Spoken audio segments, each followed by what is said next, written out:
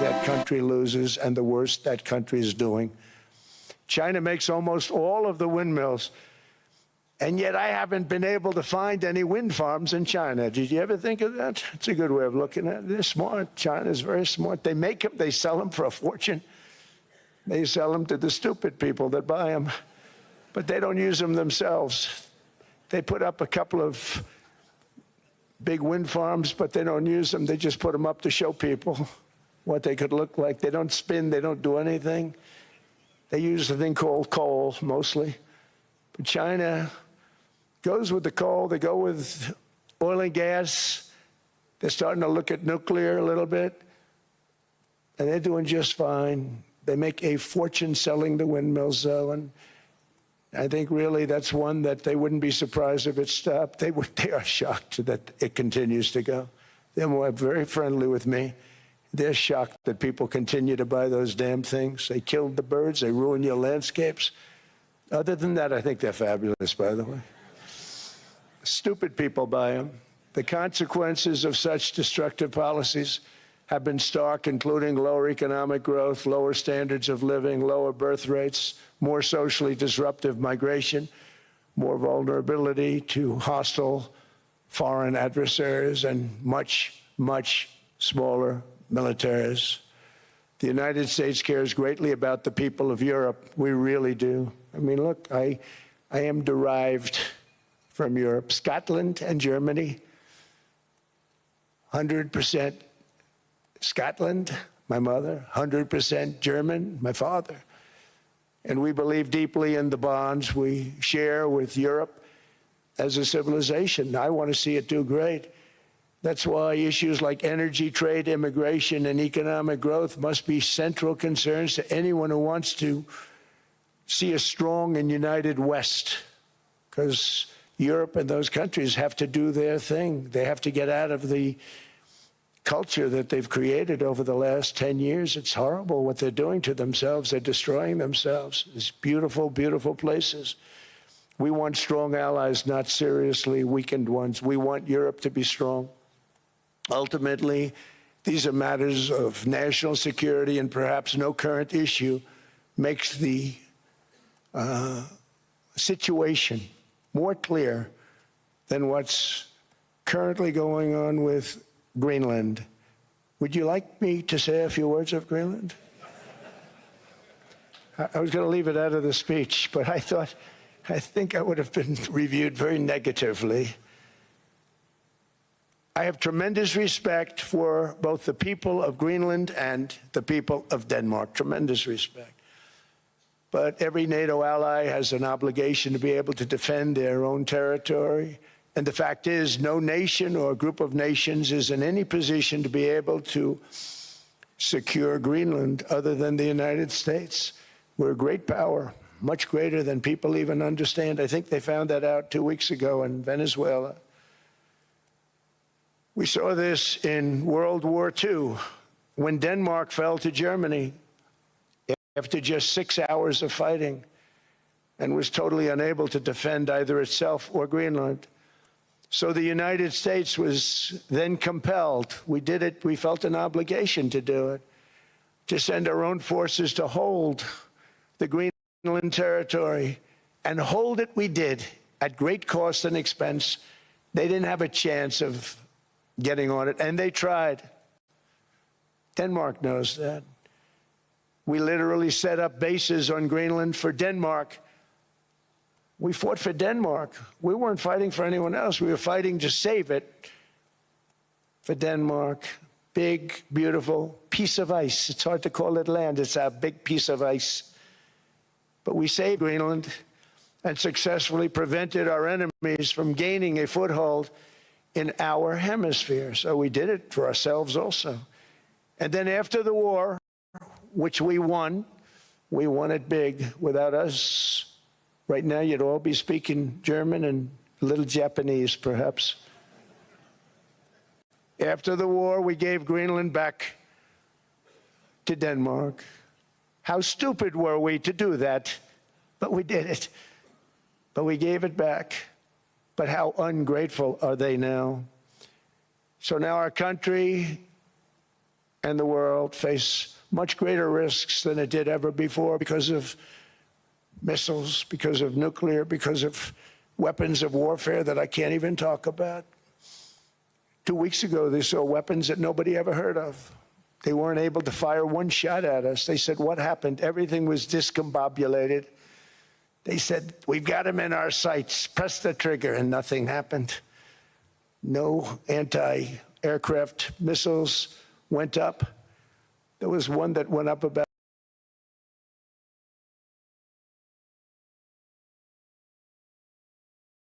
30 feet and crashed.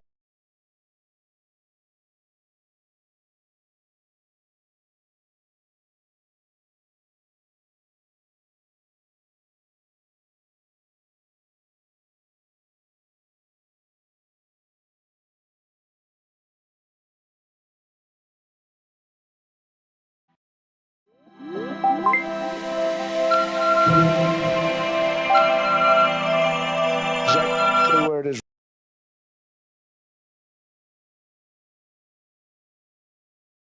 The other reason, to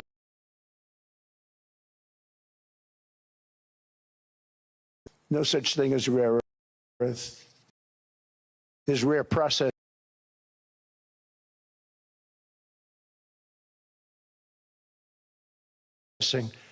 But there's so much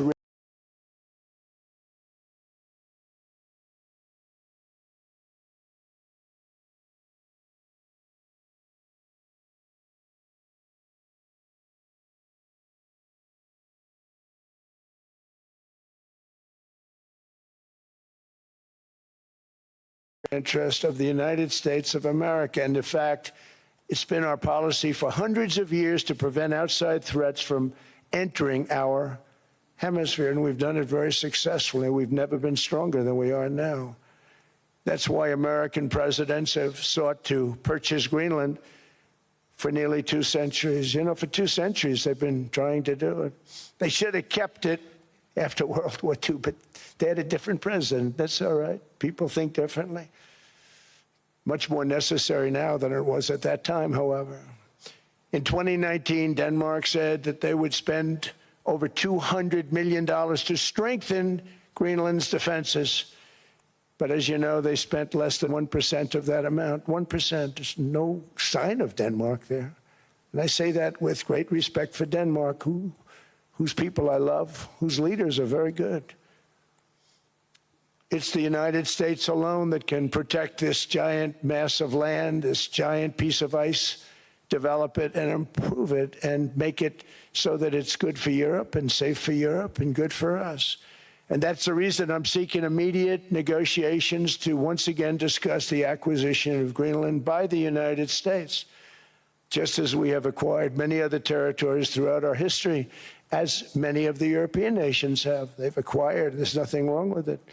Many of them, some went in reverse, actually, if you look. Some had great, vast wealth, great, vast lands all over the world. They went in reverse. They're stuck back where they started. That happens too. But some grow.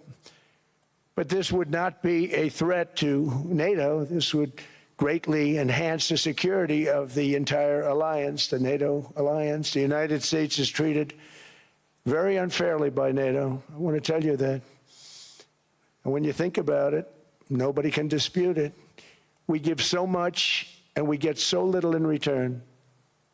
And I've been a critic of NATO for many years. And yet I've done more to help NATO than any other president by far, than any other person. You wouldn't have NATO if I didn't get involved in my first term. The war with Ukraine is an example. We are thousands of miles away, separated by a giant ocean.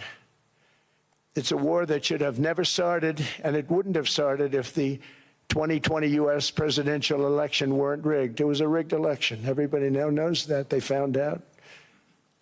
People will soon be prosecuted for what they did. It's probably breaking news, but it should be. It was a rigged election. You can't have rigged elections. You need strong borders, strong elections, and ideally a good press. I always say it. Strong borders, strong elections, free, fair elections, and a fair media. The media is terrible. It's very crooked. It's very biased, terrible. But someday it'll straighten out because it's losing all credibility. Think of it, when I went in a landslide, a giant landslide, won all 7 swing states, won the popular vote, won everything, and I only get negative press. That means that it has no credibility. And if they're going to get credibility, they're going to have to be fair. So you need a fair press. But you also need those other elements. And I inherited a terrible, terrible situation. If you look, the border was open, the inflation was raging, everything was bad with the United States when I came into office. But I also inherited a mess with Ukraine and Russia, something that would have never happened. And I know Putin very well. He and I would discuss Ukraine. It was the apple of his eye, but he wasn't going to do anything. I said, Vladimir, you're not doing it. He would never have done it. It was terrible what happened. I could see it happening, too. After I left, I could see it happening. Biden had given Ukraine and NATO $350 billion, a staggering sum, $350 billion. I came in, and just like the southern border, just like inflation, just like our economy, I said, wow, this place is in trouble, meaning our country. All of these things were out of control. But the border was out of control. We fixed it with the strongest border anywhere in the world. And I've now been working on this war for 1 year, during which time I settled 8 other wars. India, Pakistan. I settled other wars that were Vladimir Putin called me, Armenia, Azerbaijan. He said, I can't believe you settled that one. They were going on for 35 years. I settled it in 1 day. And President Putin called me. He said, you know, I can't believe I've worked on that war for 10 years trying to settle it. I couldn't do it. I said, do me a favor, focus on settling your war. Don't worry about that one. What does the United States get out of all of this work, all of this money, other than death, destruction, and massive amounts of cash going to people who don't appreciate what we do? They don't appreciate what we do. I'm talking about NATO, I'm talking about Europe. They have to work on Ukraine. We don't. The United States is very far away. We have a big, beautiful ocean separating us. We have nothing to do with it. Until I came along, NATO was only supposed to pay 2% of GDP. But they weren't paying. Most of the countries weren't paying anything. The United States was paying for virtually 100% of NATO. And I got that stopped. I said, that's not fair. But then, more importantly, I got NATO to pay 5%, and now they were paying, and now they are paying. So something nobody said was possible. They said, we will never go up higher than 2%. But they went to 5%, and now they're paying the 5. They didn't pay the 2, and now they're paying the 5. And they're stronger for it, and they have an excellent, by the way, Secretary General, who's possibly in the room. Mark, are you here? Yes, he's here. Hello, Mark. We never asked for anything, and we never got anything. We probably won't get anything unless I decide to use excessive strength and force, where we would be, frankly, unstoppable. But I won't do that. Okay? Now everyone's saying, oh, good. That's probably the biggest statement I made, because people thought I would use force. I don't have to use force. I don't want to use force. I won't use force. All the United States is asking for is a place called Greenland, where we already had it as a trustee, but respectfully returned it back to Denmark not long ago after we defeated the Germans, the Japanese, the Italians, and others in World War II. We gave it back to them. We were a powerful force then, but we are a much more powerful force now. After I rebuilt the military in my first term and continue to do so today, we have a budget of $1.5 trillion. We're bringing back battleships. The battleship is 100 times more powerful than the great battleships you saw in World War II, those great, big, gorgeous ships, the Missouri, the Iowa, the Alabama. Because I thought maybe we could take them out of mothballs. They said, no, sir, these ships are 100, think of that, 100 times more powerful than those big, magnificent pieces of art that you saw so many times ago, that you still see on television. You say, wow, what a force. 100 times, each ship 100 times more powerful than the big battleships of the past. So that was the end of the mothball story. So what we have gotten out of NATO is nothing except to protect Europe from the Soviet Union and now Russia. I mean, we've helped them for so many years. We've never gotten anything, except we pay for NATO. And we paid for many years until I came along. We paid for, in my opinion, 100% of NATO because they weren't paying their bills. And all we're asking for is to get Greenland, including right title and ownership, because you need the ownership to defend it. You can't defend it on a lease. Number one, legally it's not defensible that way, totally.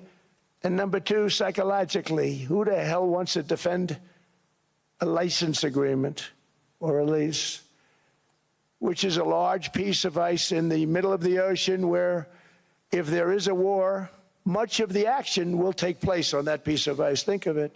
Those missiles would be flying right over the center of that piece of ice.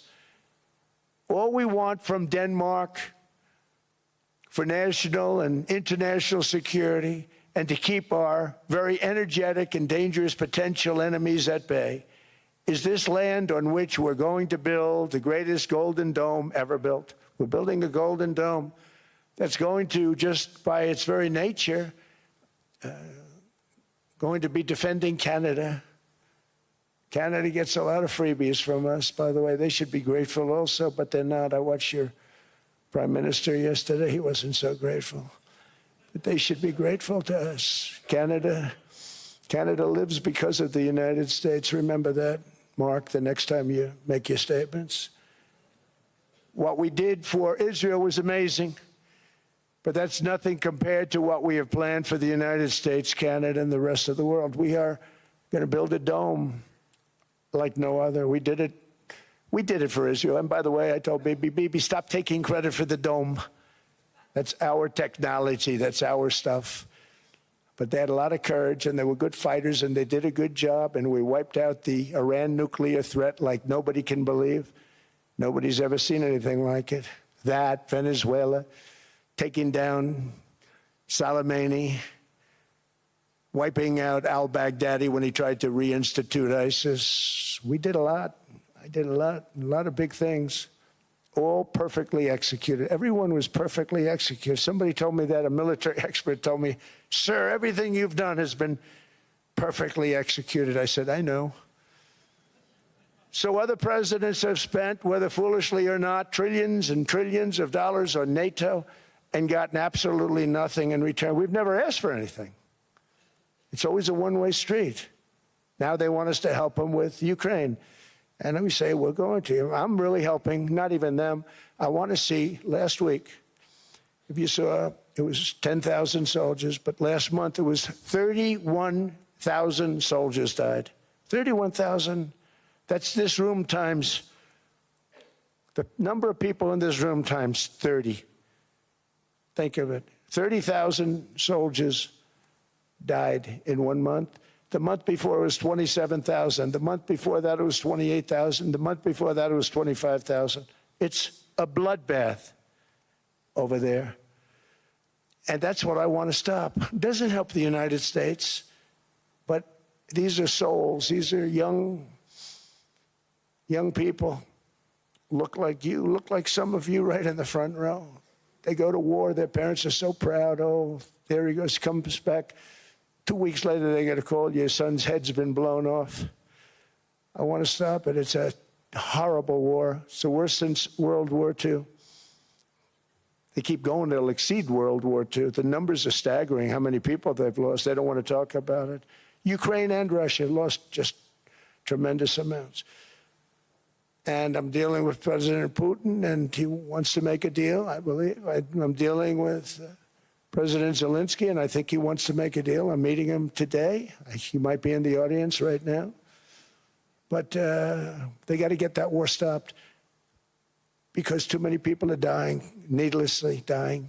Too many souls are being lost. It's the only reason I'm interested in doing it. But in doing it, I'm helping Europe, I'm helping NATO, and I've until the last few days when I told them about Iceland, they loved me.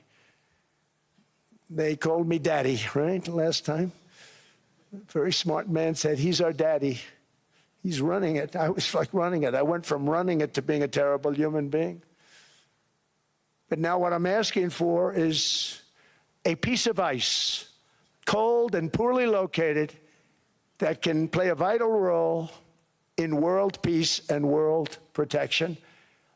It's a very small ask compared to what we have given them for many, many decades.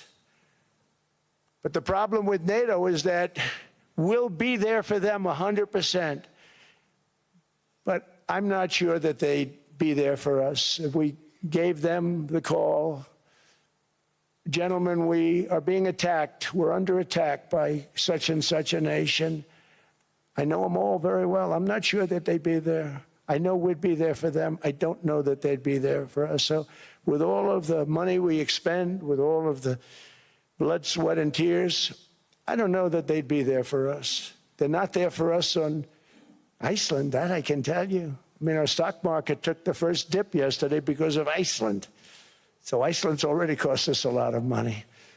But that dip is peanuts compared to what it's gone up. And we have an unbelievable future in that stock. That stock market is going to be doubled. We're going to hit 50,000, and that stock market's going to double in a relatively short period of time because of everything that's happening.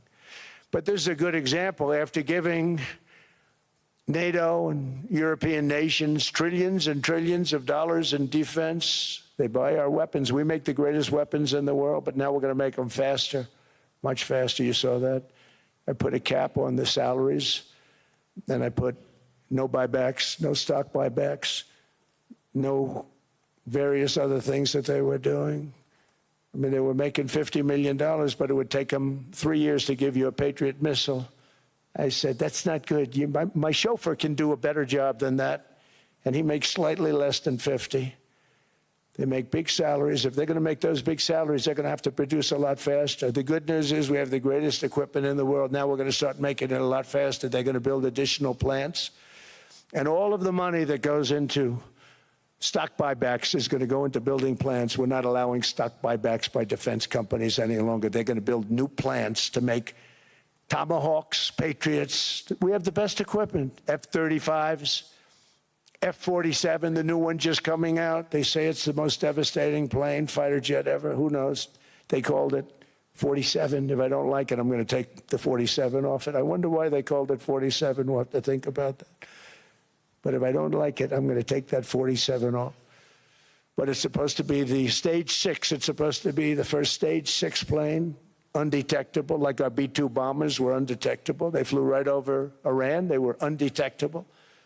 And they did their job, and they got the hell out of there.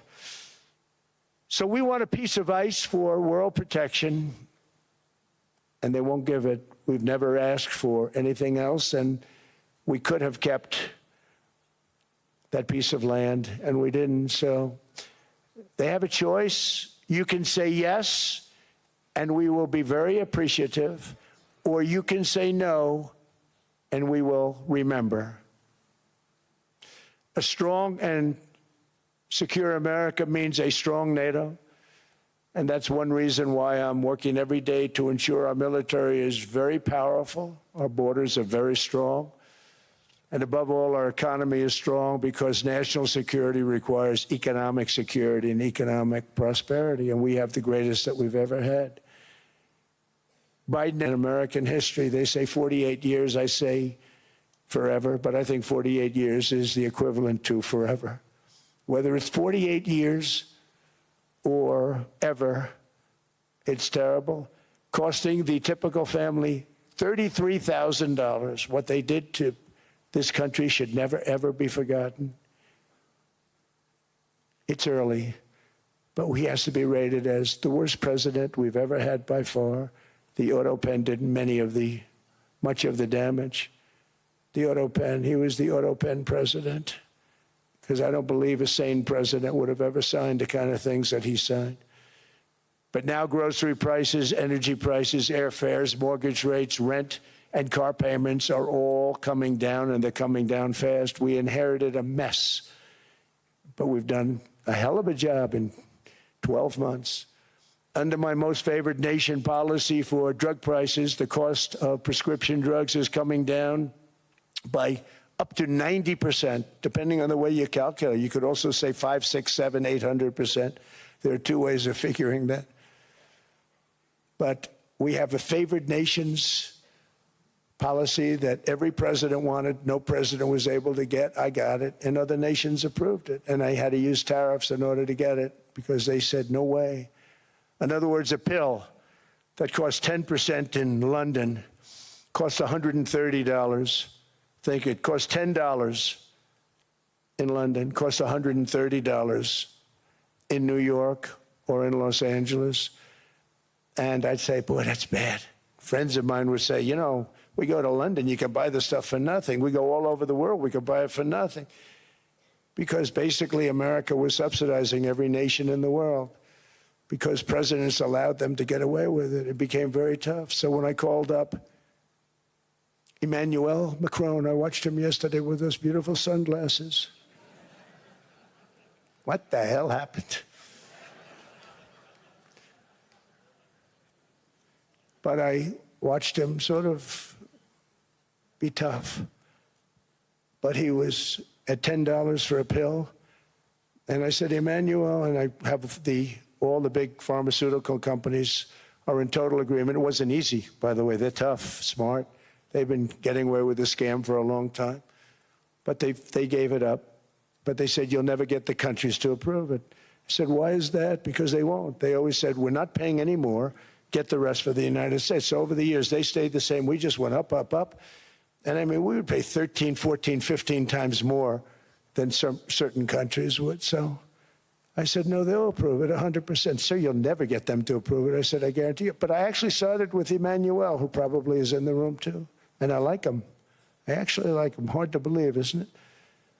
And I said, Emmanuel, you're going to have to lift the price of that pill to $20, maybe $30. Think of that. That means it's a doubling of prescription drugs. Might be a tripling, might be a quadrupling. It's not easy. No, no, no, Donald, I will not do that. I said, yes, you will, 100%. He said, no, no, no. You're asking me to double. I said, Emmanuel, you've been taking advantage of the United States for 30 years with prescription drugs. You really should do it, and you will do it. I have no doubt. In fact, I am 100% sure you're going to. No, no, no, I will not do it. Because yes, in all fairness to him, he has to double or triple. Because the world being a bigger place than the United States, it's not that you meet in the middle. You just have to go up some, and we come down a lot. They go up a little, we come down a lot. So we're at $130, they're at 10. So they may have to go to 20 or 30. No more than that. I said, Emmanuel, you're going to be doubling or tripling? No, no, no. I said, here's the story, Emmanuel. The answer is you're going to do it. You're going to do it fast. And if you don't, I'm putting a 25% tariff on everything that you sell into the United States and a 100% tariff on your wines and champagnes. And that's about 10 times more than what I'm requesting. And you're going to do it. I don't want to go public with it, but you may make me do that. No, no, Donald, I will do it. I will do it. It took me, on average, 3 minutes a country, saying the same thing. You will do it. They all said, no, no, no, I will not do it. You're asking me to double the cost of prescription. I said, that's right, because you've been screwing us for 30 years. And they said, we will not do it. I said, that's all right. On Monday morning, we're putting a 25, 30, 50, I gave different numbers for different countries. This is also national security we're talking about. Not fair. We're not going to subsidize the whole world. And every one of those countries have agreed to do it. So one of the biggest things that I've done is the fact that we have now most favored nation. We will pay whatever the lowest price is in the entire world. So our drug prices are going to be coming down by staggering 90%. Again, you could say 1,000%, 2,000%. Depends on the way you want to figure it, but we'll go with the way the fake news likes it better because it sounds, can you imagine a 90% reduction sounds much worse. But drug prices are going to be coming down tremendously in all the nations, and I appreciate them doing it, but they did it. In all fairness, without tariffs, I wouldn't have been able to get it done. After declining $3,000 under Biden, real incomes are up in the United States by $2,000, $3,000, and even $5,000 and more. Home ownership has always been a symbol of health and vigor of American society, but that goal fell out of reach for millions and millions of people in the Biden era because interest rates went up so high. Today, I'm taking action to bring back this bedrock of the American dream. In recent years, Wall Street giants and institutional investment firms, many of you are here, many of you are good friends of mine, many of you are supporters. Sorry to do this to you, I'm so sorry. But you've driven up housing prices by purchasing hundreds of thousands of single-family homes, and it's been a great investment for them. Often as much as 10% of houses on the market. You know, the crazy thing is a person can't get depreciation on a house, but when a corporation buys it, they get depreciation. Okay, that's something we're going to have to think about, too. I don't know if too many people think about that. You buy a corporation, they buy 500 houses. They buy hundreds of thousands. They buy 500 houses. They can take depreciation. A person sweats and works and buys one house, they can't.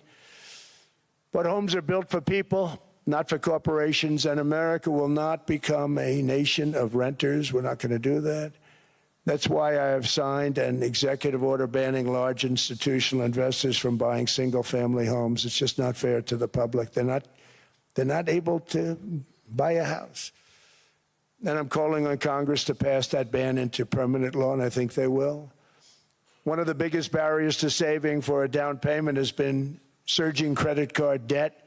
The profit margin for credit card companies now exceeds 50%, one of the biggest. And they charge Americans interest rates of 28%, 30%, 31%, 32%. Whatever happened to usury?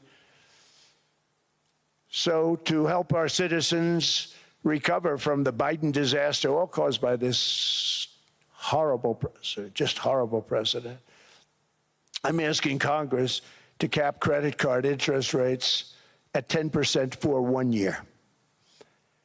And this will help millions of Americans save for a home. They have no idea they're paying 28%. They go out there a little late in their payment and they end up losing their house. It's terrible. To unleash innovation in savings and financing, I'm also working to ensure America remains the crypto capital of the world. And to that end, last year, I signed the landmark Genius Act into law. Now Congress is working very hard on crypto market structure legislation, Bitcoin, all of them, which I hope to sign very soon, unlocking new pathways for Americans to reach financial freedom. And I did it for two reasons. Number one, I thought it was politically good, and it was. I got tremendous political support. But more importantly, China wanted that market, too. It's just like they want the AI. And we've got that market, I think, pretty well locked up. If I didn't do it, you know, Biden was totally against it until before the election when they realized that, you know, there were millions of people voting against him over crypto. And all of a sudden, they loved it very much, but it was too late. They blew it. But it is politically popular, but it's much more importantly, we have to make it so that China doesn't get the hold of it. And once they have that hold, we're not going to be able to get it back. So I'm honored to have done it. Finally, I've instructed government-backed institutions to purchase up to $200 billion in mortgage bonds to bring down interest rates. And I'll be announcing a new Fed chairman in the not-too-distant future. I think he'll do a very good job. See, I gave away some of it. He did give that away. So we have something, got something, but somebody that's very respected. They're all respected. They're all great. Everyone that I interviewed is great. Everyone could do, I think, a fantastic job. Problem is they change once they get the job. They do.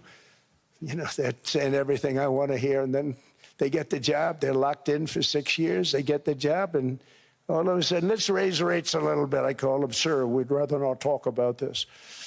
It's amazing how people change once they have the job, but it's too bad. Sort of disloyalty, but they got to do what they think is right. We have a terrible chairman right now. Jerome, too late Powell. He's always too late. And he's very late with interest rates, except before the election. He was just fine for the other side. So we're going to have somebody that's great, and we hope he does the right job.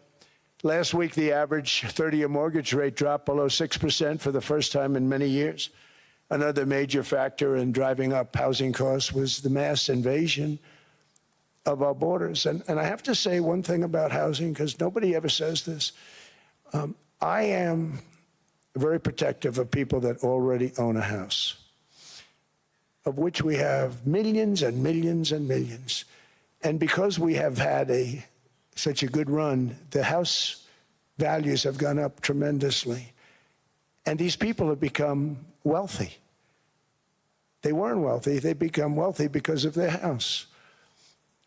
And every time you make it more and more and more affordable for somebody to buy a house cheaply, you're actually hurting the value of those houses, obviously, because the one thing works in tandem with the other. And I don't want to do anything that's going to hurt the value of people that own a house, who for the first time in their lives are walking around the streets of whatever city they're in, very proud that their house is worth $500,000, $600,000, $700,000.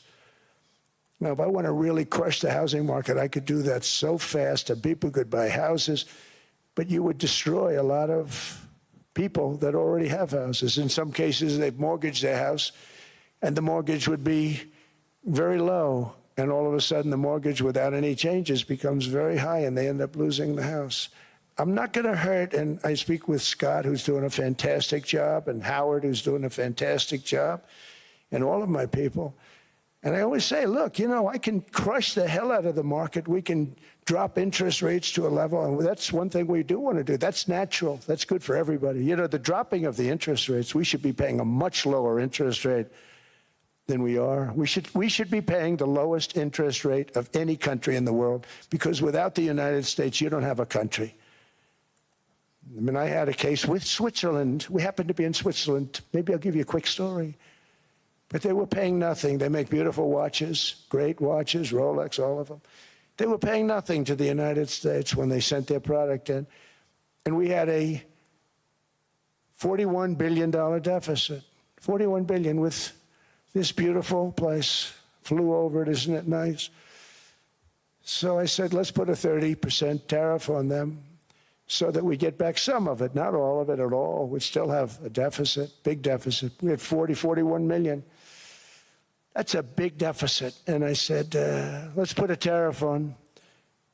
Different tariffs, different places. You're all party to them. In some cases, victims to them. But in the end, it's a fair thing. And most of you realize that.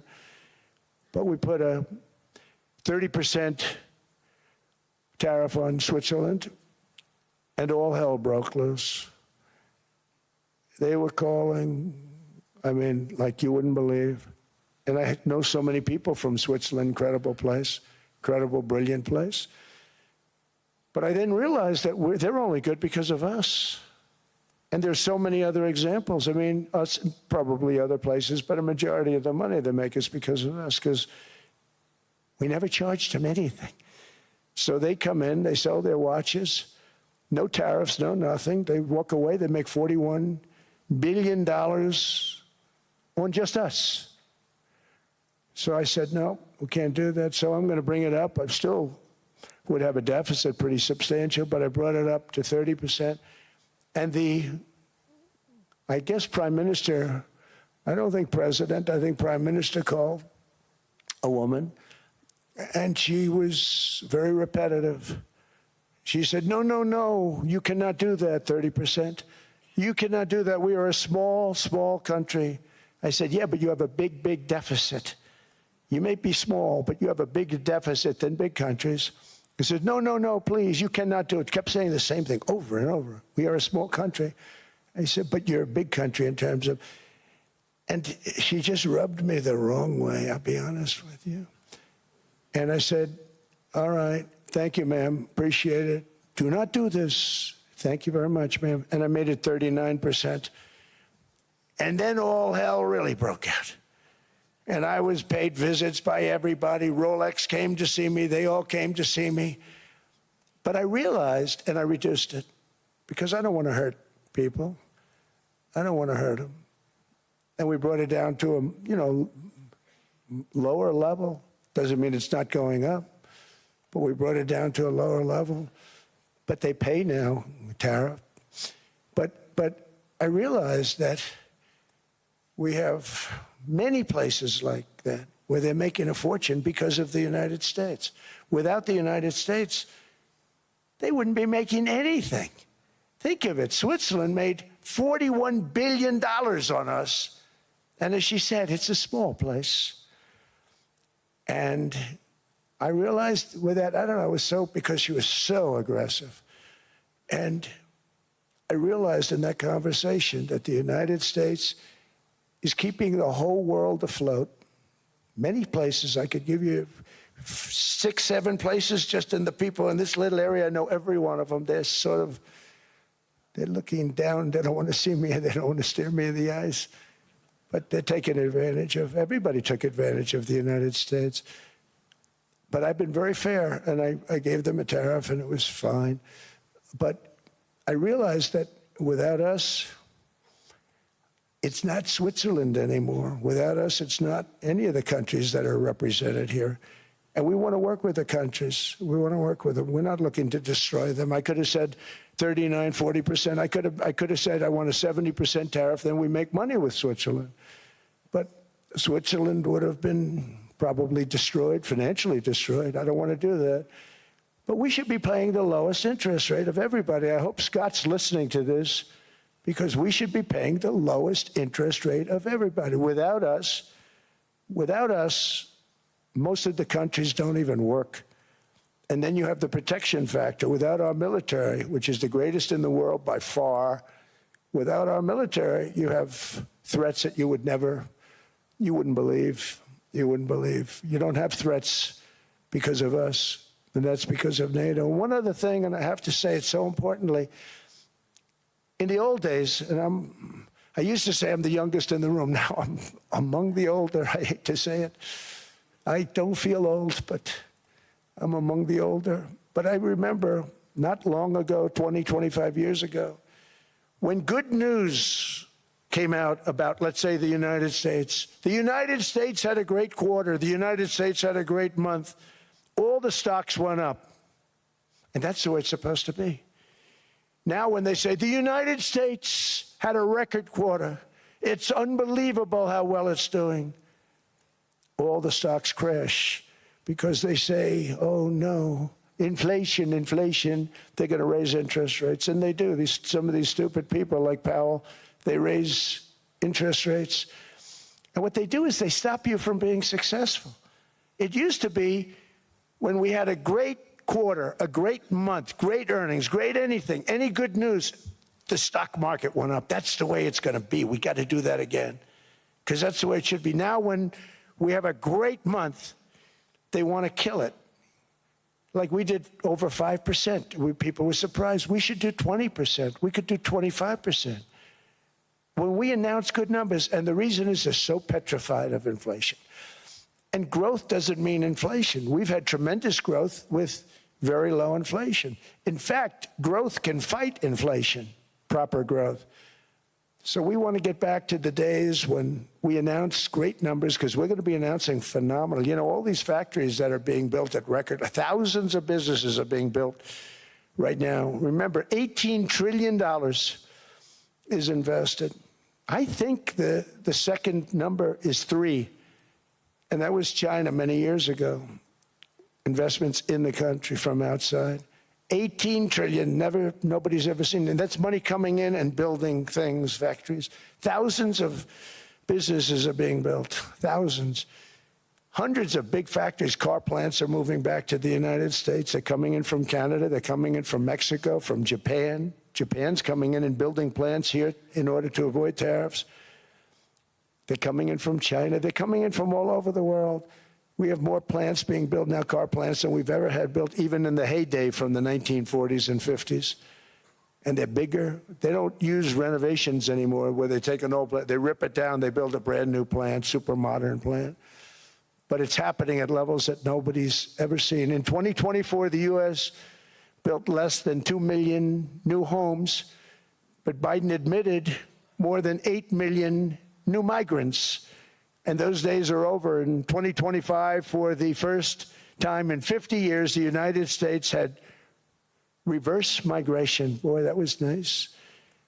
And these were criminals that were being taken out of our country because they allowed people to come into our country from jails, from gangs, drug dealers, murderers.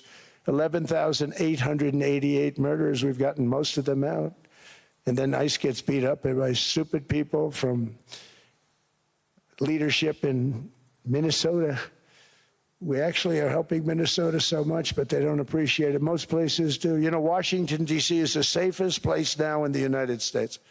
It was a very dangerous place to walk, and now you can walk with your wife, your kids, right through the middle of the city. Right now, Washington, D.C. is as safe as it gets.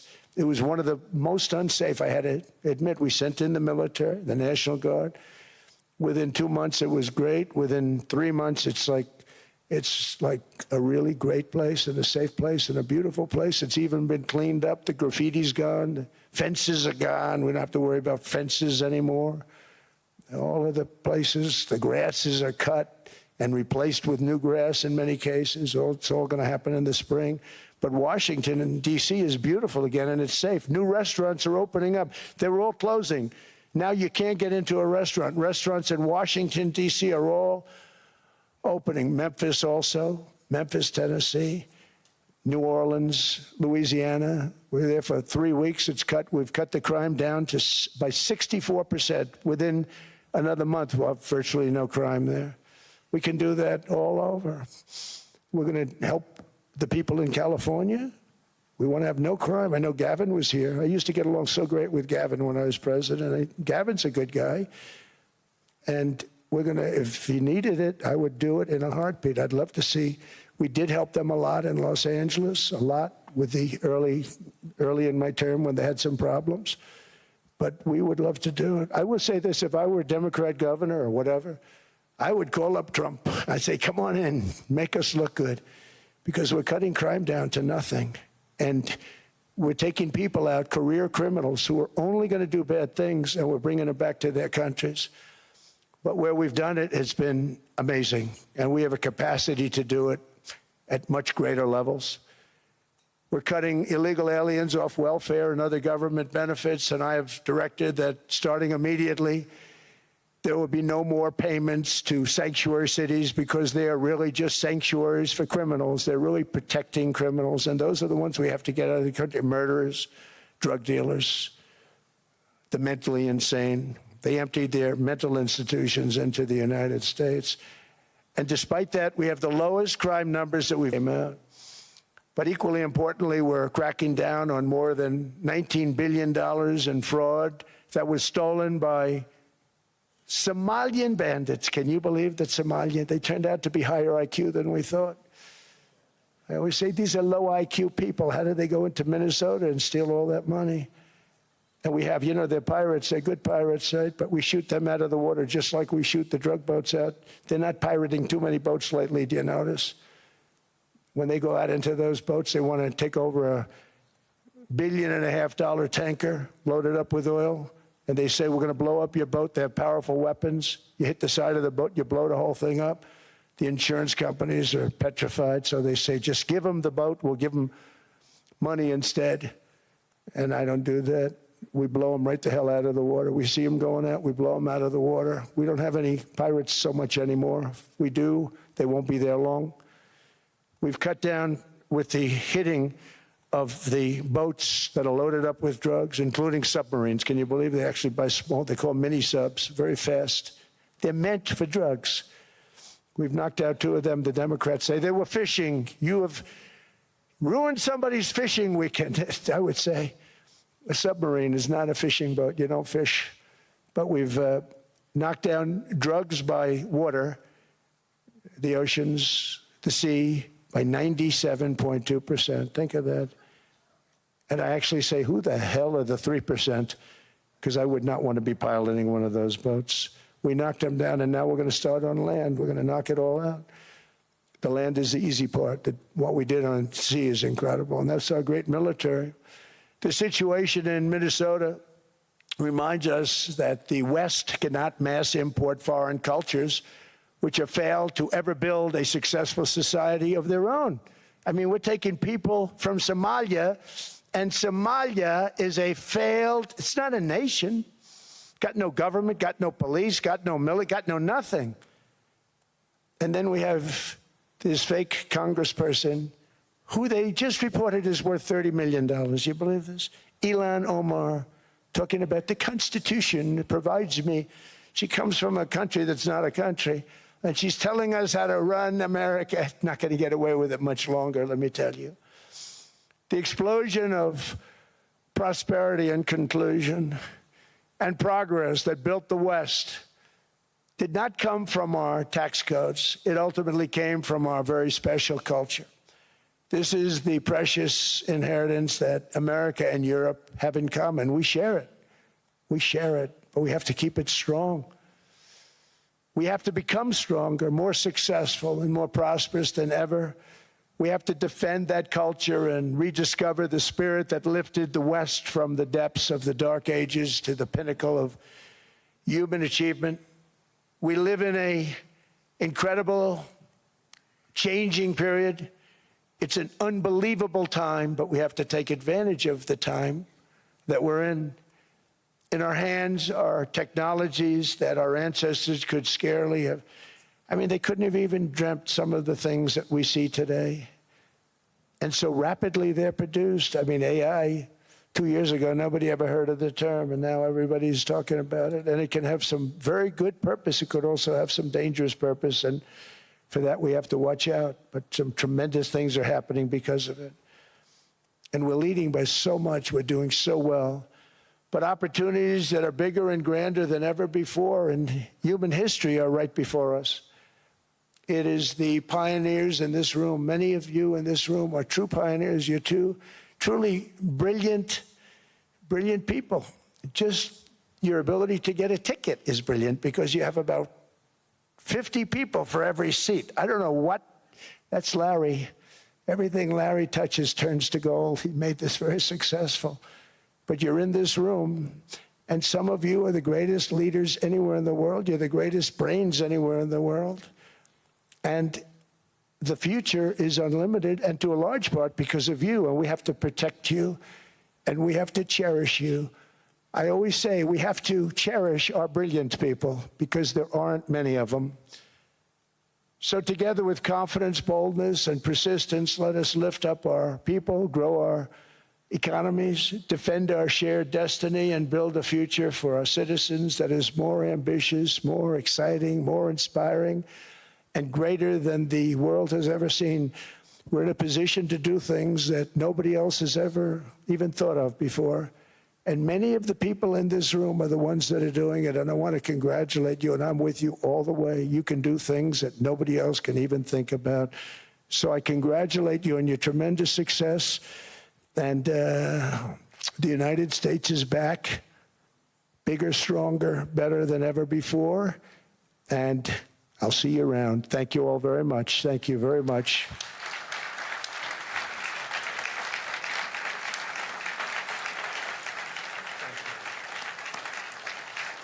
Thank you.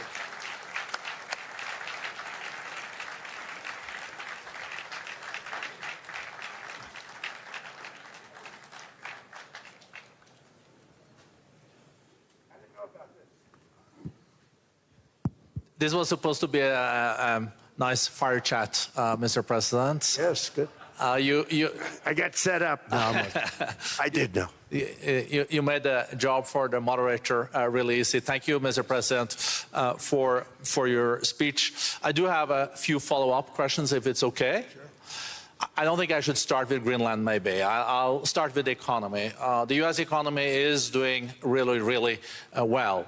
But how to sustain this growth moving forward? Because there's always a recession looming around the corner.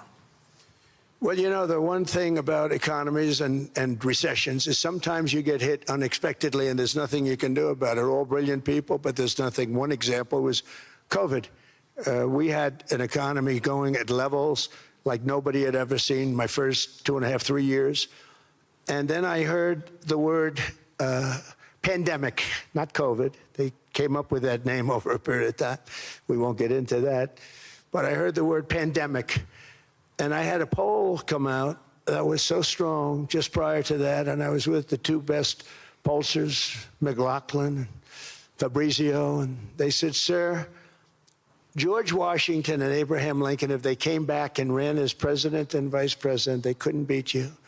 And then what happened is the following day, I was told to stay tuned because there's something really bad happening in China. There are bodies laying all over Wuhan, right around that certain building that we talk about. I always said it came from Wuhan. It did come from Wuhan. And they were body bags. We saw it by satellite. And they said, there are strange things happening in China. And so it began. And we ended up with the COVID, and the whole world suffered. We did a phenomenal job. I don't think we got the credit we deserved. We did something that Operation Warp Speed, which some people say was one of the greatest military feats ever. We did a great job. Used our military, used a lot of people. But sometimes you get hit with things, nothing you can do. You get hit with things like that unexpectedly. And we got through it. And when I...